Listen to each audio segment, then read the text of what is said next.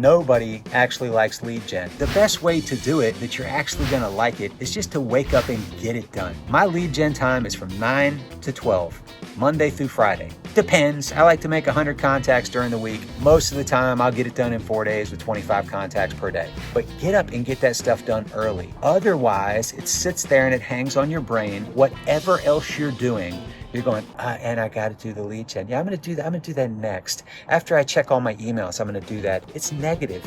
You're teaching yourself to listen to a voice inside your head that's full of excuses.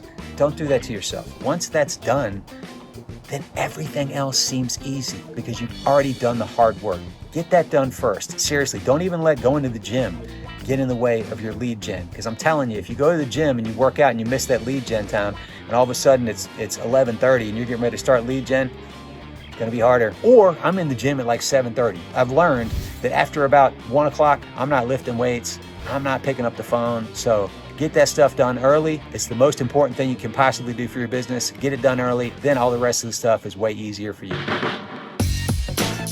Hey, thanks for watching. If you're interested in a free evaluation of your own business, hit me up. I'd be happy to sit down with you and go over what I think I can do to help you on Zoom or in person.